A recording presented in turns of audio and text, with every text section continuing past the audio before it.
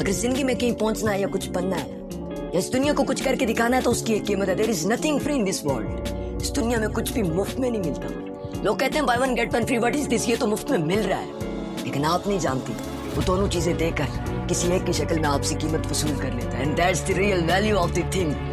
और यही उन चीजों की असल कीमत होती है। लोग कहते हैं कि भीख तो मुफ्त में मिल जाती है, लेकिन आप नहीं जानते उसके लिए भी इज्जत नफ्स गंवानी पड़ती है, ठुड्डे खाने पड़ते हैं, लोगों से बातें सुननी पड़ती है। उसके बाद ही आपको भीख देनी जाती है। तूफू के सामने बैठकर पसीना निकाल कर फकीरों जैसी हालत बनानी पड़ती है, फिर ही किसी की जेब से 10 रुपए मिलते हैं। वो आपको आपकी मेहनत का सिला दे रहा होता है, वो आपको इस तश्त काटने का सिला दे रहा होता है, लेकिन आप अपनी जात के लिए भीख समझ रहे होते हैं। वो कीमत अदा कर रहा होता है कि आपने अपनी इज्जत नफ्स कमाई, अपने पसीने निकाले, लेकिन आप अपनी जात के लिए भीख समझ रहे होते हैं। लेकिन असल में वो आपकी मेहनत की कीमत दे रहा होता है। और जिंदगी का दूसरा असूल कि बाज़-औक़ात आप अपने मिशन के पीछे, अपनी कामयाबी के पीछे अपना तन मन धन सब कुछ लगा देते हैं, फिर भी आपको कामयाबी नहीं मिलती और आप अपने लिए फेलियर समझ कर बैठ जाते हैं। लेकिन नहीं, ये सब कुछ करने के बाद भी अगर कामयाबी ना मिले ना, तो कुदरत के यहाँ का असूल है कि आपको आपकी मेहनत का रिवार्ड जरूर मिलेगा। फिर भी कामयाबी ना मिले तो व्हाट इज दिस?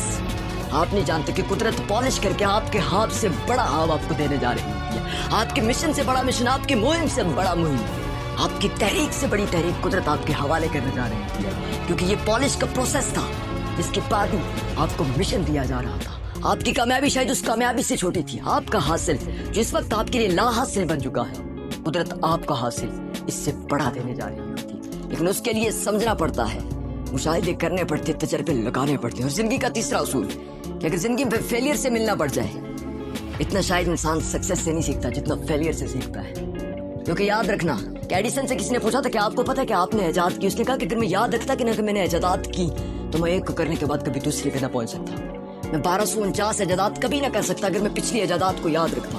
क्योंकि इंसान सक्सेस हासिल करने के बाद अगर मजे से बैठ जाए, उसका लुत्फ उठाने लगे, तो जिंदगी में कभी आगे नहीं बढ़ सकता। क्योंकि इकबाल ने कहा था कि मंजिल से आगे बढ़कर मंजिल तलाश कर, अगर मिल जाए तुझको दरिया तो समंदर तलाश कर। टूट जाता है शीशा पत्थर की नोक से, पत्थर की टूट जाए वो शीशा तलाश कर। और बस मैं इतना कहूंगा कि हर एक मुकाम से आगे मुकाम है तेरा, हयात ज़ो के सफर के सिवा कुछ भी नहीं। याद रखने के एफर्ट्स का मतलब रिजल्ट होता है, अचीवमेंट्स होती है, लेकिन आप नहीं जानते कि आपकी अचीवमेंट वो भी बन जाती है जो लोगों के दिल में एहतराम की सुनती। आपकी अचीवमेंट वो भी होती है कि लोग आपसे मोहब्बत करना शुरू कर देते हैं। हर एफर्ट्स का मतलब, हर मेहनत का मतलब, हर स्ट्रगल का मतलब रिजल्ट नहीं होता। बाज़ औक़ात रिजल्ट्स पोशीदा होते हैं, हफी होते हैं, लेकिन आपको नजर नहीं आते। And that's the result of efforts and struggles जो लोगों के दिल में। बस हमारा एक ही ख्वाब है कि आपका हर एक ख्वाब हकीकत में बदल जाए।